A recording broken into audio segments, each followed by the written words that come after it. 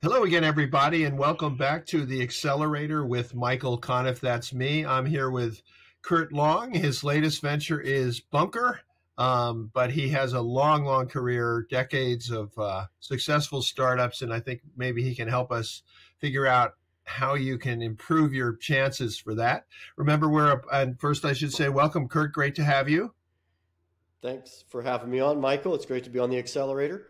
Coming to us from St. Pete in Florida, St. Petersburg. So I also want to let everyone know that we are a Substack subscription service. You can get us sent directly to your email box. About 8,000 plus people do that. You can also find us on YouTube and Spotify with audio and video, and then on all the major audio platforms, including Audible, Amazon, Apple, and so on and so forth. So great to have you. We've done over 100 of these, and Kurt is a multiple successful entrepreneur. Let me start first, though, by asking you about Bunker. And I understand this is a venture you're doing with your sons, but tell us a little about it, and I should spell it Bunkr. So tell us about Yes. Bunker. Yeah, and it's at bunkr.life. And the vision is to build the most trusted network of people in the world, people that are legitimate, law-abiding people. And through our design, patent pending technology, as well as our business processes, we have customers in 35 countries using the platform, from entrepreneurs, physicians, doctors, mothers, fathers, everything you can think of. And, it's a relief from too many platforms that you use for messaging that interconnect, that have fraudsters and imposters and all kinds of crime and cybercrime associated with them. So the idea is that Bunker is the most trusted platform in the world for the public. And then we include things like password manager and secure cloud, so that people have that no matter where they go, whether they're on the Bunker network or not. They have all their most personal information with them. So, because I love the metaphor, so these are the people you want to be in the bunker with. It sounds like Correct. Yeah, right. that's right. Yeah, I mean, so that's right. So describe those people to me, and also I think what's interesting about this is the selection process and who gets in and who doesn't. Explain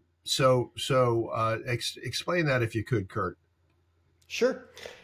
We have it's really about people that care about each other. That's the common denominator. When we do focus groups, when we talk to people directly, when we look at social media posts, it's always about, I invited these people to join Bunker because I care about them. So when you think about that, a lot of times that's your family. It's your extended family with coaches and agents. We have coaches and agents on the platform. It's the people that they're coaching, their players, if you will. It's people. It's the people that take care of you in your household. It's just the normal people that you care about in your life, your closest friends, the people you trust the most. What we've seen, if we can get people using Bunker and using mostly the messaging, but also file storage and password management, it's been an interesting dynamic to listen to them talk. We have, for example, I had introduced neighbors to it. They live in Switzerland, and when they went back to Zurich, we instantly had 22 customers in Switzerland. And we're like, Daniel, Renata, what happened? Well, we invited all these other people to join us because we love the product so much and we want them to be protected as well. So that's a really typical story that we get. So would you describe it as is it a social media platform? No, it's really a messaging platform. And if it is social media, like we'll create groups.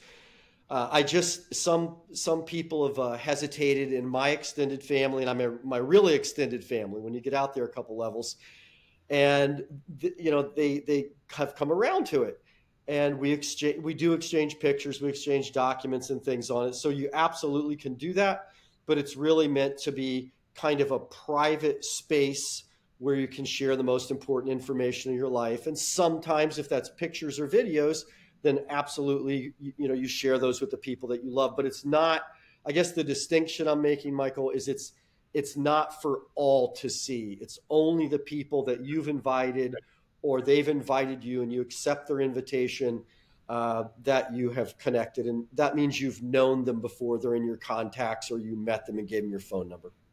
So with Bunker, as opposed to, Facebook or any other social media platform where you're basically trying to build a following, you're trying to make connections.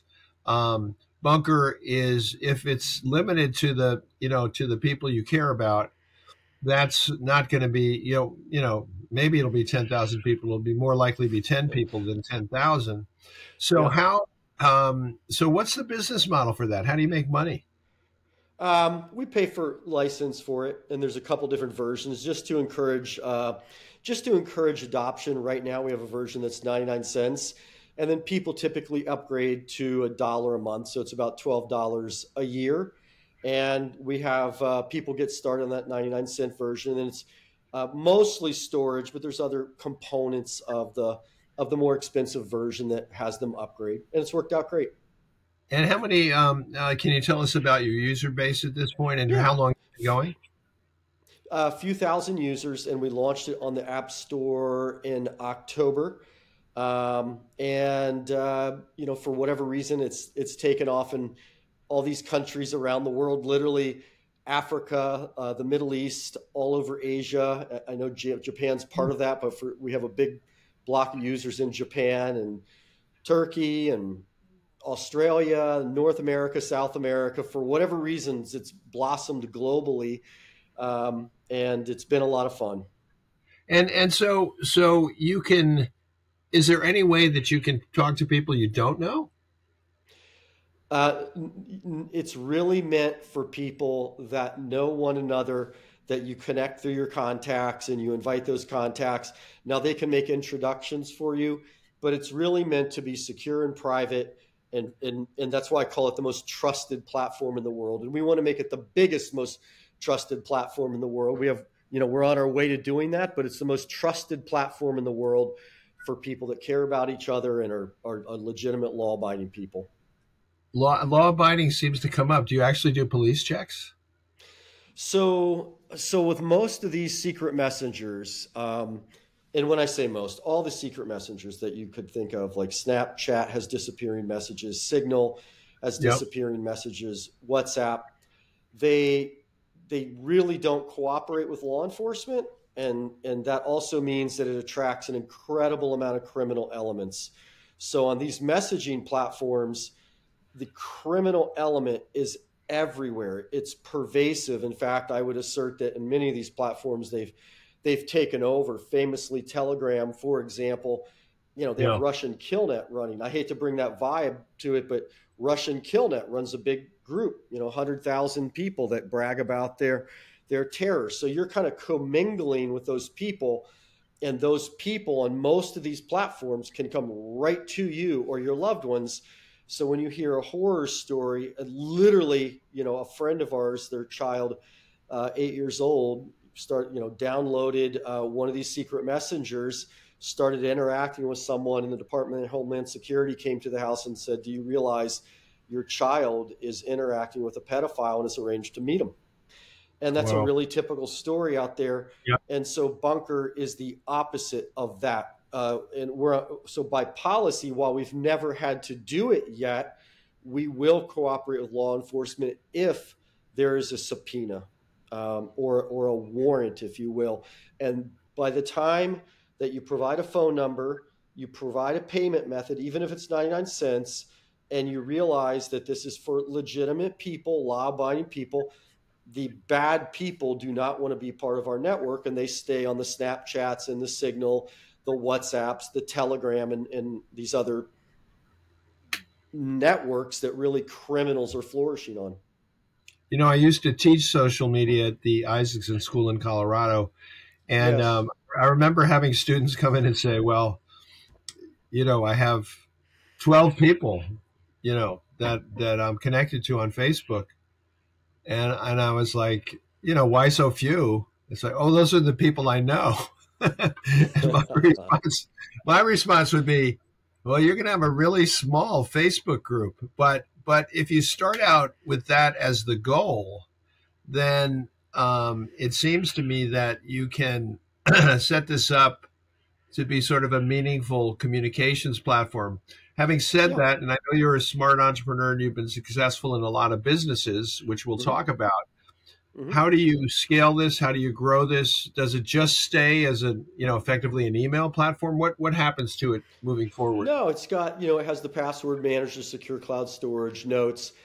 And then on the B2B side, we're a great fit for financial services firms and for healthcare because in those markets, those are regulated industries. So what I described is kind of legal due process. In those industries, that's required. So the SEC, the Securities Exchange Commission, has come in and fined wealth managers, banks, financial services companies that are using the secret messengers. Why? Well, because it's perfect for insider trading and they can't police Right. that. And so Mm-hmm. they've literally fined them about $2.5 billion, and Bunker is compliant with record keeping. So when you start looking at the business model, we've got this great customer base that's growing on the public side. And now we can connect that with wealth advisors and healthcare companies. In healthcare, it's HIPAA. In the UK, it's things like the Financial Conduct Authority. These markets that have your most sensitive information, they require what I described. Otherwise, you'll be fined. So we see it as a really great market for this idea of a trusted network. Well, when you're handling healthcare information or your finances, for sure you want trust. And we see it as unlimited because Yeah. everybody's going to have health, everybody's going to have healthcare, and everybody's going to have finances. It actually reminds me of the way email got started, which I once did this is really going to date me, but in 1989, I did a big study about email use and adoption for Pacific Bell, a company Yes. that is Pacific Bell still there. Maybe it is, I but I think it might have got rolled up, but I yeah, it's remember Pac Bell. one Yeah. of the infamous baby bells. But and people were expecting that the usage would be CompuServe and Source and online services that were kind of generally open to everybody. It turned out that email usage was dominated actually by IBM Prof's system, Oh, that's PROFS. interesting. Yeah, I remember Yeah, that. I worked at yeah, and IBM for a couple of years. So, the vast majority, which in apropos your company, Bunker, which meant those networks were closed, right? Not everybody could join hmm. them. They all ran on IBM, which meant you Hmm. had to have an IBM and so on and so forth. So it's a little bit of a back to the future. But I wanted to ask you, Kurt, Hmm. specifically, you've done a number of companies, and I think that Bunker is a great example, sort of talking to a very experienced entrepreneur um, about how you start something that at least has a potential for success. And so my question to you would be, what what did you see about this opportunity that that intrigued you, that was interesting, and also maybe tell us about the role of your sons in this process. Yep. So it was, we had sold Fair Warning. It sold completely at the end of 2019.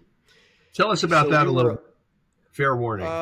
Fair Warning protected electronic health records, and I invented patented software that secured patient information and electronic health records way ahead of everyone else. In other words, kind of foresaw that cybercrime and criminals would hit healthcare way before others thought that would happen.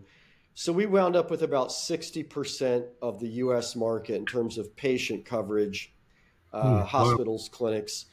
It was a great business, very profitable, grew fast. And after 15 years, our entire family was involved in it for the last 10, running it. And we sold that. And it went through a transaction to Mainsail Partners out of San Francisco. We sold most of it, and then in totality to Imprivata, and who's the PE there is Thoma Bravo, one of the biggest PE companies in the software space in the world. And so that was, what else could I share with you about that, Michael, that might be of interest to Well, your what's audience? interesting, I'm just wondering. So you sort of identified a need. It's interesting. I think these are two different things because you identified a need, something you saw coming. You even patented software to address it. Yes. In this case, email is not a new idea. It's actually Hmm. sort of the opposite. It's been around for really at least since the 80s, Hmm. Hmm. if not going back to ARPANET, right? So Hmm. it's been around. It's been exploited to death. Everything from Yahoo Mail to WhatsApp and what Facebook and direct messaging does. But you sort of saw an opportunity um, because of what I'm putting words in your mouth because of what Hmm. email wasn't doing anymore.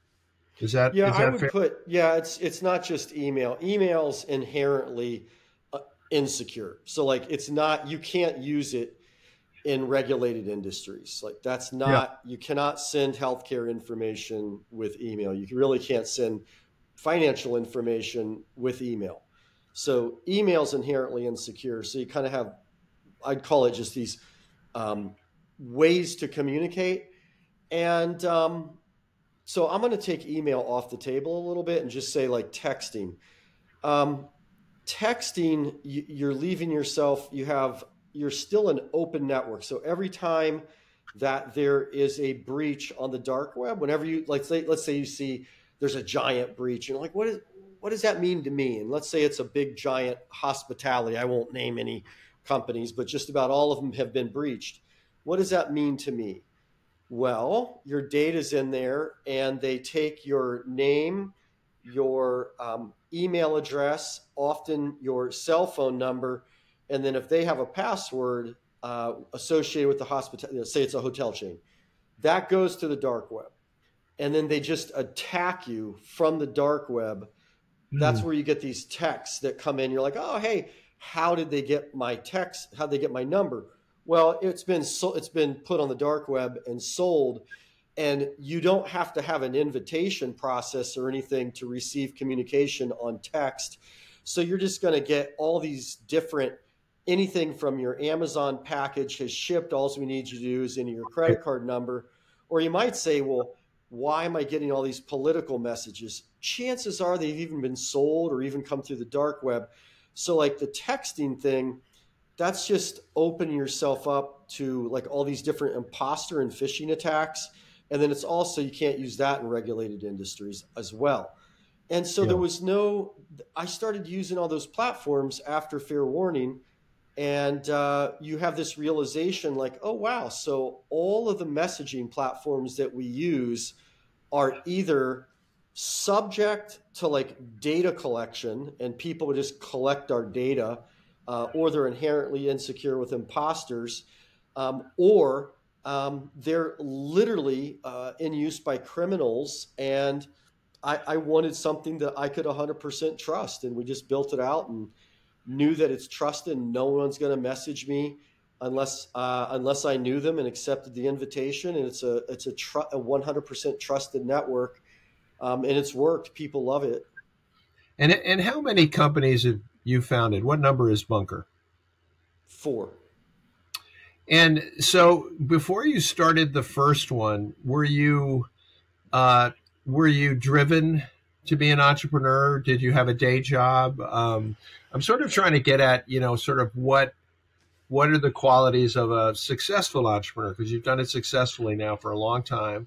And I noticed you use 2 tea bags in your tea, so I would I recommend do. that everybody do that. But other than that, what is it that compelled you to take, presumably to take a gamble on yourself and become an entrepreneur? And why do you think you were successful? Um, One thing is I like to solve problems, so problem solvers up there. A second thing is that I like to solve problems for people, so that if you can see a problem that people are having, then it's like I could solve that for one person. I could solve it for many if I can, or if it's B2B, solve it for one business, I can solve it for many. And then I would call it obsessive. Like I'm not in love with the word passion. I think it gets overused. So people say, I'm passionate. And I think what entrepreneurs have is something beyond that. It's obsession. Passion almost sounds like it's, obsession's almost unhealthy. You have to realize Right. like, okay, I probably should stop right now. Or I probably should try to think about something else right now. It's not productive. And because I really mean what I say. Like if I said, I mean it. And I think because of that, I attract people that want to be a part of something that we're doing. And I might not be always the perfect manager, but they know what I say is what I mean. I'm not going to BS them. So I tend to be able to attract certain kinds of high quality people. I don't appeal to everybody, but certain kinds of high quality people that'll stay with us on the mission. Those are some of the reasons. I'm sure there's others. I hadn't thought about that in a little bit, Michael, but I'm sure those are some of the reasons. What about before Fair Warning? You said there were 4 companies. What were the other 2 before Fair Warning and Bunker? Yep. So there was Open Network, and we did a web single sign-on security product for businesses around the world. That was that was as the internet was breaking, and we had great customers. We had Anheuser-Busch and Progressive Auto Insurance and EMI Music and Lloyd's of London and just all these amazing companies around the world, and we were responsible for their customers signing on to the website securely and doing business. And you start calculating how, like Halifax Bank of Scotland used our product to conduct about 40% of all mortgage business in the world. And you start realizing how much responsibility comes with a successful company, whether it's in the public space or consumer space or whether it's B2B. And it is so much responsibility. And I loved it. I love to be able to look out there and know that, if Progressive Auto Insurance, you'd see them on television, or know that a person got a mortgage in Europe, or quite frankly, if they're drinking a Budweiser beer somewhere, that you had some small thing to do with that. I think we had 80% of all the Blue Cross and Blue Shield. So probably 100 million people there. Wow. And so all of that resonated with me, and as does Bunker today. Like when I get to say, hey, we protect families in 35 countries around the world, and you think of Turkey, we're like, hey, we got customers in Turkey. That's pretty good. I like that. And so that's I just identified something else, Michael. I love the idea of like being responsible for the success of it, of what you see on television or people that you meet, knowing that you are responsible for something positive in their life. I really love that. And the 4th company? The 4th company I left, that was a company called Open Web. And it was just like a software company that was building software components for websites in the very earliest days. And I sold that to US Web out of Santa Clara, California. Yeah, sure. And that one went pretty fast. Meaning, I think I started and sold it in less than 2 years. Wow. And then Open Network sold to BMC Software of Houston, Texas. Right. That's amazing. All 3 so far. So yep. I want to, I always describe this as a friendly interview, and it is, but I want to ask you a difficult question because you raised, first of all, the emphasis on law abiding. And what, of course, we still live in a democracy here so far. Yes. So far, so good. Though, there are questions being raised about it right now. But in countries like Turkey, which are more authoritarian, law abiding means could raises the question, could Bunker be used somehow against people? Or if you think of Hungary, if you think, or you think of China. I don't know if you have any customers in China, but we don't. That's an interesting one. China is one of the very few countries that you might hear of that we do not. But go ahead, Michael. Well, no, that's my question. Is like the great thing about technology is that when it works, it can make life much better and even more secure in this case. But it can also, the tables can be turned if it's in the wrong hands. So Yeah. that's the AI question in spades Yeah. today. But it's also a question for you. It's like, what do you do if the president of Turkey says, "I want to see the communication of Yeah. my." That's the hard question. It's no, so that's a great question. And so on that one, we've had to think through this, and I'm going to side. We're based in the U.S., and I would side with the U.S. State Department. Like we're always going to have. I've always had businesses where I had to get. I've had a lot of responsibility over the years of securing all these businesses and patients and over trillions of dollars of assets. So I'm used to having lawyers around, and I've had to be in compliance with regulations literally around the world. And you listen to your lawyers, and I'm going to lean toward the U.S. State Department, and I'm going to do what the U.S. State Department says, to be forthright with you, and that's where my loyalties lie, and that's the best I can do. Yeah, I mean, I don't think that gets you out of the conundrum, because if Oh, for example, you can always off-platform them, right? I mean, you can yeah, off-platform people if our U.S. State Department, I have sufficient legal advice to say, listen, off-platform them. yeah, I have no problem. I mean, that's what yeah, has to happen. that's a longer conversation. I do want to ask you Yeah, finally. yeah, Got a few more minutes, and yeah. you've done some really interesting philanthropic work. Yes. Once you succeed like you have, you get some options, and I know that you're pretty deeply involved with two different academic ventures that I wish you would describe for us. So I've got a handful of them going on right now, and you're right. We have done a lot of philanthropic work, but I'm just going to stick to the ones we're either engaged with or evaluating right now. One is with a group of people out of Denmark. It's a company called Voluntis, and I've known these ladies and gentlemen for 7, 8 years. They measure meaningfulness around the world. I just spoke to one of them Monday. He had gone to uh, Kiev to work with UNICEF to measure meaningfulness in war-torn country, and I think he got the green light. We'll know later. And so now, how's that tie together? We're measuring the youth meaningful index from kids, directly from kids, not from their parents, not after they're adults, but directly from children that are between the ages of like 9 and 15. And the results that have come back are deeply fascinating, and we've applied AI to it as well. And it's things like they get meaning out of, believe it or not, solitude, and that what includes sleep or just being alone. And I didn't think of it until the results come out. It makes sense. And they want to be in nature, and they want to interact with animals as well as just be in nature. They call it like connection, and connection might mean family, and it also means friends.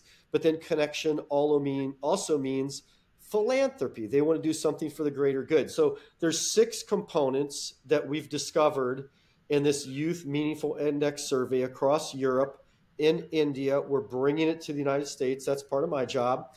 And we're making that available through organizations like UNICEF, perhaps the United Nations, and other organizations that can scale this out so that in the classroom or at home or in a charter school, wherever it's happening, people are better equipped to understand what creates meaning in a child's life. So that's what I'm really excited about. And that's with Voluntis and some other wonderful people. So that's the first one. Any questions on that one? Well, we're sort of short on time. I want to make sure I ask you about you have an abiding interest in liberal arts, and have backed a program in Florida, I believe, to facilitate that. Can you tell us about that one? Well, we've not backed that one yet. We've not committed to that one, but it is something the University of Florida. It's ongoing, Michael. There is a third one I'll take off the table for brevity. But at the University of Florida, they're doing something super interesting out of the Hamilton Center. It's not just a study of Western civilization. The second leg of this is civil discourse. And they have a course in civil discourse, which for those who say, what does that mean? Well, it really means that we can have a conversation and disagree. And even if we really, really disagree, we don't call each other names and we don't cancel each other, that we can talk to each other and be open-minded and close the gap. And they are moving toward teaching that course to every single student at the school that has a population of 55,000. So I find that a super intriguing project that we're evaluating. But just the idea that there could be 55,000 people entering the world, having learned how to talk to one another without getting mad, I think is just in alone amazing. And civil discourse, I spent 13 years in Aspen. It was the core tenet of, along with great books and great, I forget what they called. They were great discussions or things like that. But it was all based on civil discourse. Well, I want to remind everybody you've been listening to The Accelerator with Michael Conniff. We're on all the major platforms, audio and video. Also, make sure to subscribe to our Substack newsletter so that you can get each and every one of our Accelerator and Angel podcasts. And I want to thank Kurtlong, now of Bunker, late of Fair Warning, Open Network, Open Web, a classic serial entrepreneur. It's been really interesting and great to talk to you, Kurt. Thanks for being with us. Thank you, Michael.